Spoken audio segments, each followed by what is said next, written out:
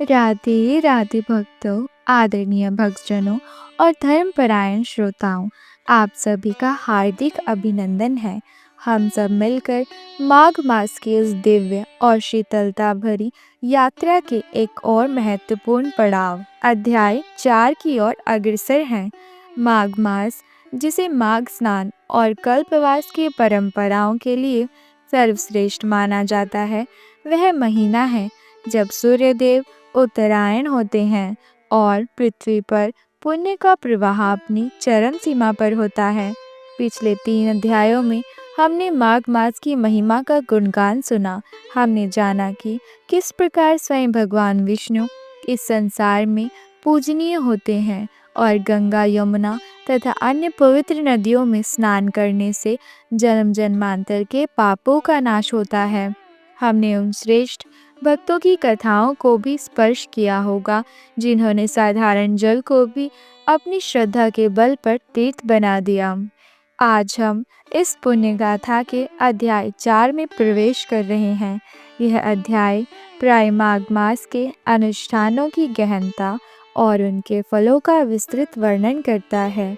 यह केवल स्नान और दान की विधि तक सीमित नहीं रहेगा, बल्कि यह उस उच्चतर त्याग और अटूट संकल्प की कहानी को उजागर करेगा जो माघ मास के व्रतों को पूर्णता प्रदान करता है।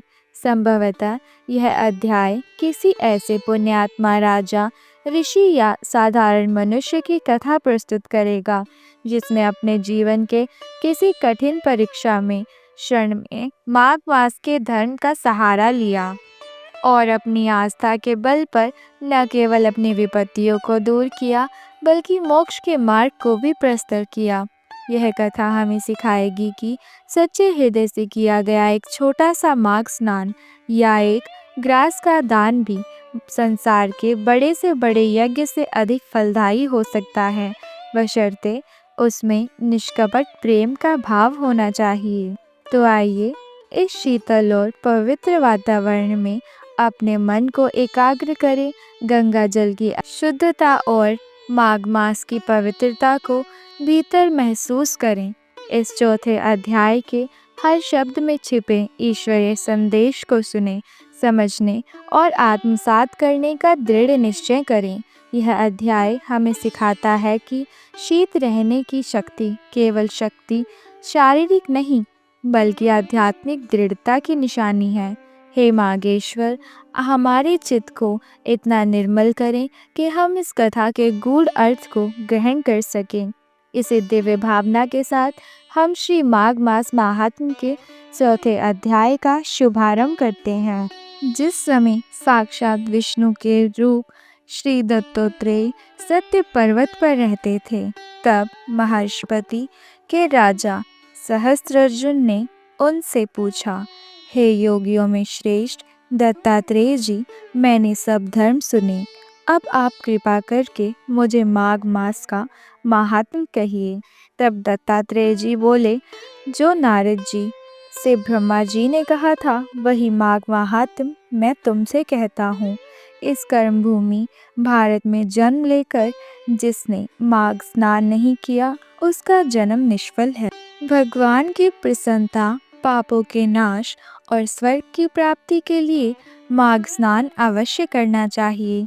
यदि यह पुष्टि व शुद्ध शरीर माघ स्नान के बिना ही रह जाए, तो इसकी रक्षा करने से क्या लाभ है।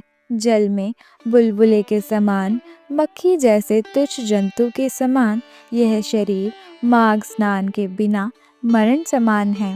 विष्णु भगवान की पूजा न करने वाला ब्राह्मण बिना दक्षिणा के श्राद्ध, ब्राह्मण रहित क्षेत्र, आचार रहित कुल, ये सब नाश के बराबर हैं। गर्व से धर्म का, क्रोध से तप का, गुरुजनों की सेवा न करने से स्त्री तथा ब्रह्मचारी, बिना जली अग्नि से हवन और बिना साक्षी के मुक्ति का नाश हो जाता है। जीविका के लिए कहने वाली कथा, अपने ही लिए बनाए हुए भोजन की क्रिया, शुद्ध से भिक्षा लेकर किया हुआ यज्ञ तथा कंजूस का धन, यह सब नाश के कारण है। बिना अभ्यास और आलस्य वाली विद्या, असत्य वाणी विरोध करने वाला राजा, जीविका के लिए तीर्थ यात्रा, जीविका के लिए ग्रहण करना, श्रद्धा बिना धार्मिक क्रिया, यह सब व्यर्थ है। और जिस तरह दरिद्रता का जीना व्यर्थ है, उसी तरह माघ स्नान के बिना मनुष्य का जीना व्यर्थ है। ब्रह्मघाती, सोना चुराने वाला, मदिरा पीने वाला, गुरु परिगामी और इन चारों की संगति करने वाला माघ स्नान से पवित्र होता है। जल कहता है कि सूर्योदय से पहले जो मुझसे स्नान करता है, मैं उसके बड़े बड़े पापों को नष्ट कर देता हूँ। महापातक भी स्नान करने से भस्म हो जाते हैं। माघ मास के स्नान का जब समय आ जाता है तो सब पाप अपने नाश के भय से कांप जाते हैं। जैसे मेघों से मुक्त होकर चंद्रमा प्रकाश करता है, वैसे ही श्रेष्ठ मनुष्य माघ मास में स्नान करके प्रकाशमान होते हैं। काया वाचा मन सास के लिए हुए छोटे या बड़े, नए या पुराने, सभी पाप नष्ट हो जाते हैं स्नान करने से। आलस्य में बिना जाने जो पाप किए हों, वह भी नाश हो प्राप्त हो जाते हैं। जिस तरह जन्म जन्मांतर के अभ्यास से आध्यात्मिक ज्ञान की प्राप्ति होती है, उसी तरह जन्मांतर अभ्यास से भी माघ स्नान में मनुष्य की रुचि होती है। यह अपवित्रों को पवित्र करने वाला बड़ा तप और संसार रूपी कीचड़ को धोने की पवित्र वस्तु है। हे राजन, जो मनवांछित फल देने वाला माघ स्नान नहीं करते, वह सूर्य चंद्र के समान भोगों की जैसे कैसे भोग सकते हैं। धर्म प्रेमी सज्जनों, हमने अभी श्री माघ मास महात्म्य के चौथे अध्याय का श्रवण पान किया है। इस अध्याय ने हमारे हृदय को पुण्य और भक्ति के नवीन तेज से भर दिया है। जिस प्रकार माघ की सर्द रातों के बाद सूर्य की सुनहरी किरणें मन को सुकून देती हैं, इसी तरह इस प्रकार अध्याय में वर्णित त्याग, सहनशीलता और दृढ़ भक्ति की कहानी ने हमें जीवन की कठिनाइयों से लड़ने की अद्भुत प्रेरणा दी है। इस अध्याय ने यह सिद्ध कर दिया है कि माघ मास की हर सुबह एक नया अवसर लेकर आती है। पापों को धोने और पुण्य को संचित करने का अवसर। हमने सीखा कि सबसे बड़ा तीर्थ हमारा अपना मन है, और यदि हम अपने मन को पवित्र कर लें तो हर स्थान प्रयाग बन जाता है। चौथे अध्याय की सर्वाधिक महत्वपूर्ण शिक्षा यह रही कि फल की चिंता किए बिना धर्म का पालन करना ही सच्ची भक्ति है। हमने देखा कि दान, तप और स्नान के नियमों का पालन करने से पहले हमें अपने भीतर विनम्रता और सर्वभूत दया का भाव जगाना चाहिए। जिस पौराणिक चरित्र की कथा हमने सुनी, उसका जीवन हमें यह बोध कराता है कि ईश्वर की कृपा केवल शक्तिशाली या धनी पर नहीं, बल्कि सच्चे हृदय वाले हर प्राणी पर समान रूप से बरसती है। माघ मास का यह चरण हमें यह भी सिखाता है कि साधना में निरंतरता कितनी आवश्यक है। एक दिन का उत्साह नहीं, बल्कि पूरे मास का नियमबद्ध जीवन ही हमें उस परम आनंद की ओर ले जाता है। परंतु यह हमारी धार्मिक यात्रा केवल एक पड़ाव पर है।